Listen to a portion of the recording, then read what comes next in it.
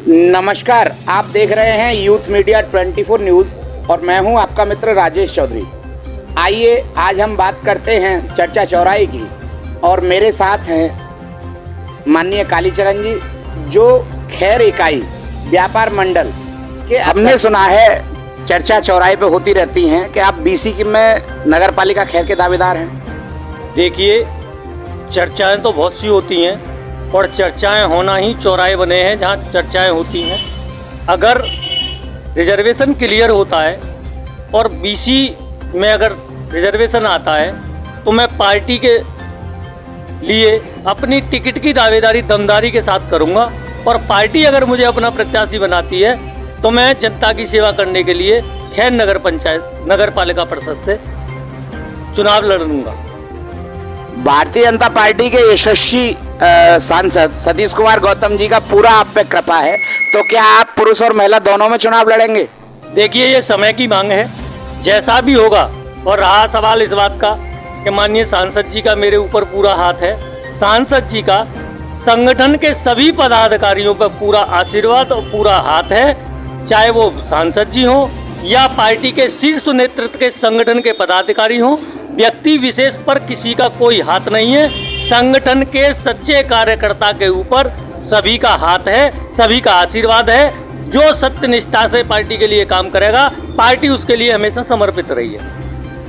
आपका प्रमुख लक्ष्य क्या होगा? नगर पालिका में तमाम भ्रष्टाचार के आरोप लगते चले आए हैं और तमाम भ्रष्टाचार है, फर्जी नियुक्तियां भी हैं। आपका लक्ष्य क्या होगा नगर पालिका का? देखिए, जैसा कि हमारी सरकार ने 2017 में यशस्वी मुख्यमंत्री श्री योगी आदित्यनाथ और देश के यशस्वी प्रधानमंत्री श्री नरेंद्र मोदी की कार्यशैली के अनुसार जो कार्य चल रहा है, भ्रष्टाचार मुक्त सरकार, इस सरकार में भ्रष्टाचार के लिए, भ्रष्टाचारियों के लिए कोई जगह नहीं है। जहाँ जहाँ भ्रष्टाचार हो रहा है उस पर सरकार निरंतर कार्रवाइयाँ कर रही है।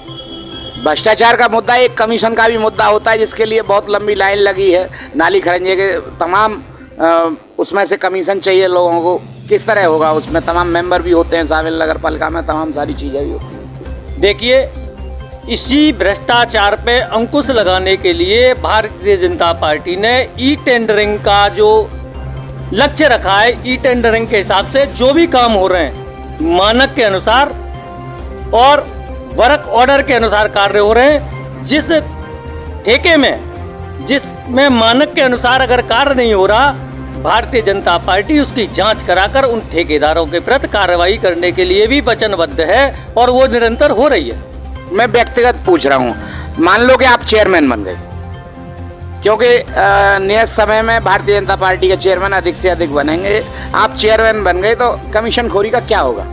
देखिए राजेश जी, अगर जनता मुझे इस लायक समझेगी और मुझे उस कुर्सी तक भेजने के इच्छुक है और मैं जनता के सहयोग से उस कुर्सी पर अगर बैठता हूं, तो राजनीति मेरा पेशा नहीं है। राजनीति मैं जन भावना के साथ करूंगा और रोजी रोटी चलाने के लिए मुझ पे मेरा व्यापार है, जिससे मेरे बच्चे पल रहे हैं। राजनीति जनसेवा के अनुसार करूंगा।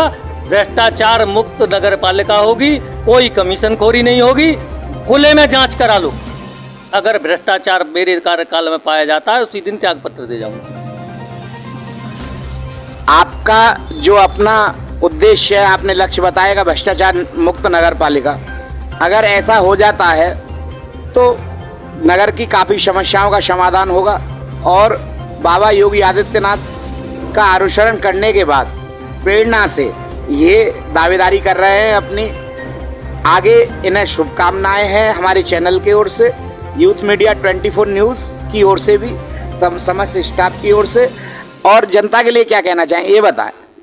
जनता के लिए मैं यही संदेश देना चाहूँगा कि भारतीय जनता पार्टी भ्रष्टाचार के खिलाफ जंग लड़ रही है और उसमें हम लोगों का भी दायित्व बनता है, जनता का भी दायित्व बनता है कि वो भ्रष्टाचारियों के खिलाफ आवाज़ उठाए और अपने कार्य सकुशलता से करे। जो भी अधिकारी, कर्मचारी या कोई पार्टी का पदाधिकारी रिश्वत मांगता है तो उसके लिए बहुत से ऐसे नंबर हैं, उन पर शिकायत करें, उनके खिलाफ कार्रवाई होगी। जनता को जागरूक होना चाहिए, जनता जागरूक हो रही है। भारतीय जनता पार्टी की सरकार बनने के बाद में बहुत सी ऐसी चीज़ें हैं जिन पे अंकुश लगा है और आगे भी लगेगा। भ्रष्टाचारी जेल के अंदर पहुंच भी चुके हैं और आगे जाने वाले भी हैं। आपने देखा माननीय कालीचरण जी को। मैं राजेश चौधरी, मेरे साथ कैमरामैन मनोज की पूरी रिपोर्ट यूथ मीडिया 24 न्यूज़ के लिए।